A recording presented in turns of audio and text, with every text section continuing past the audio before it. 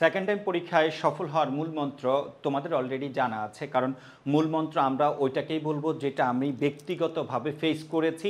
যেই প্রবলেমগুলো আমি ফেস করেছি ওই প্রবলেমগুলো আমি আর কোনো দিন যেন আমার জীবনে না আসে ওই অনুযায়ী আমার প্রস্তুতিটা তৈরি করা। তারপরেও আমি জাস্ট বলবো, আমি যেহেতু একজন সেকেন্ড টাইমার ছিলাম, ঢাকা বিশ্ববিদ্যালয়ে তখন সেকেন্ড টাইম পরীক্ষা দেওয়া যেত, তা আমি আসলে একজন সেকেন্ড টাইমারের দুঃখ কষ্ট পারিপার্শ্বিক পরিস্থিতি যে বাধা বিপত্তিগুলো আছে এগুলো খুব কাছ থেকে ফেস করেছি, ওকে, এবং এগুলো জানি। তো আমি জাস্ট তোমাদেরকে বলবো এই মুহূর্তে তোমরা যারা গত বছর ভর্তি পরীক্ষা দিয়ে ব্যর্থ হয়েছ, তোমাকে বলবো তুমি অনেক কিছু শিখে গেছো, তুমি অনেক কিছু জানো।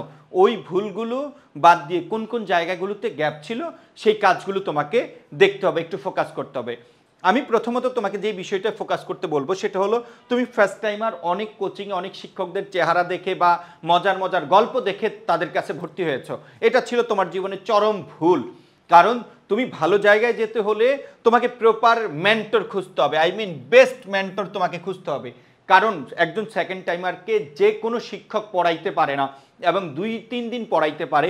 শুরু থেকে আগামী যে 6 মাস তোমার একজন শিক্ষকের কথা তোমার ভালো লাগতে হবে, তার পড়া ভালো লাগতে হবে, তখনই তুমি তার কথা শুনবা। আই মিন বেস্ট শিক্ষকের গাইডলাইন পেলেই তুমি এই জার্নিতে, লম্বা জার্নিতে তুমি তোমার ফোকাস ধরে রাখতে পারবা। যার তার কাছে গেলে কিন্তু তুমি ফোকাস ধরে রাখতে পারবা না। সো সেকেন্ড টাইম সফল হওয়ার মূল মন্ত্র হলো বেস্ট মেন্টর, অর্থাৎ বেস্ট গাইডলাইন যদি তুমি না পাও তুমি কিন্তু এখানে আবারও স্লিপ কাটবা, ওকে। দেন আমি বলবো যে সেকেন্ড টাইমের যে আমাদের সবচেয়ে বড় একটা প্রবলেম, ব্যারিয়ার বলি, সেটা হলো আমরা হতাশ হয়ে যাই। হতাশ হওয়া যাবে না।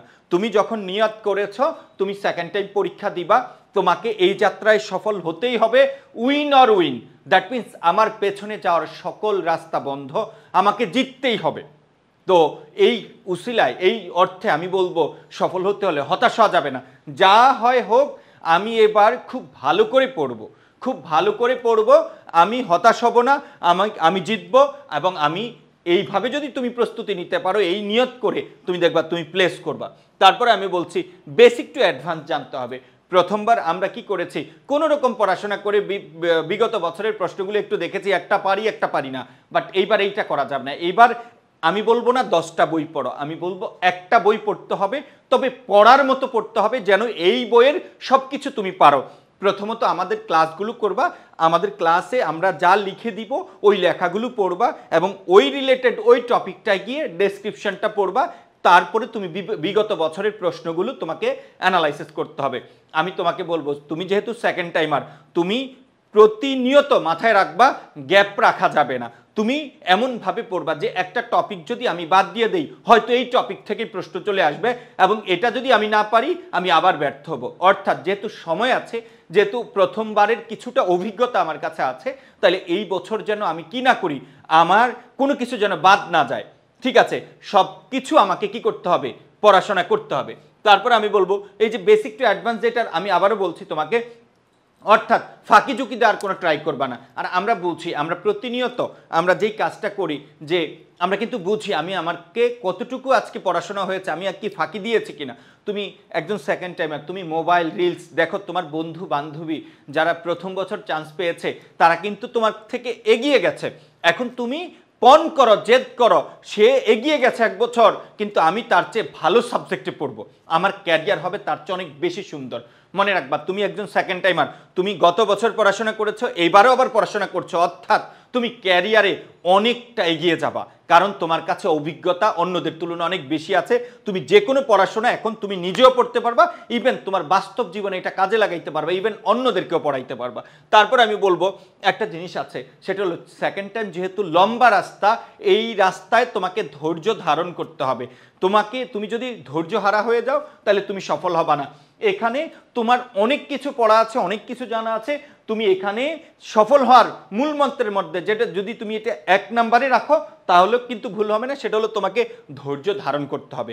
কারণ তুমি এই যে লম্বা প্রতিনিয়ত পড়াশোনা করবা, ডেইলি, মানে আমি বলবো ধৈর্য সহকারে প্রতিদিন একটু একটু পড়তে হবে। কোনো রকম পারিপার্শ্বিক মানুষের কথায়, বন্ধু বান্ধব অনেক ভালো জায়গায় চলে গেছে, ভালো জায়গায় চান্স পেয়ে গেছে, এগুলো দেখে বা শুনে তাদের কথা ভেবে হতাশ হওয়া যাবে না। ধৈর্য ধারণ করতে হবে যে আমার সময় সামনে আছে।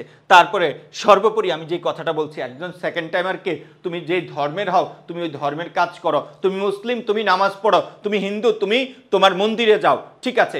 আমার কথা হচ্ছে তুমি পরিশ্রম করো এবং সৃষ্টিকর্তাকে স্মরণ করো। সৃষ্টিকর্তাকে যত বেশি স্মরণ করবা তোমার পরিশ্রম করার মেন্টালিটি তত বেশি বেড়ে যাবে। তো আমি বলবো তুমি নিজে স্বপ্ন দেখো যে আমি প্লেস করব, আমি ওই অনুযায়ী চেষ্টা করব। আল্লাহ তুমি আমাকে কি করো, সহায়তা করো। আশা করি তুমি এবার এমন রেজাল্ট করবা যা দেখে তুমি নিজে অবাক হবা ইনশাআল্লাহ।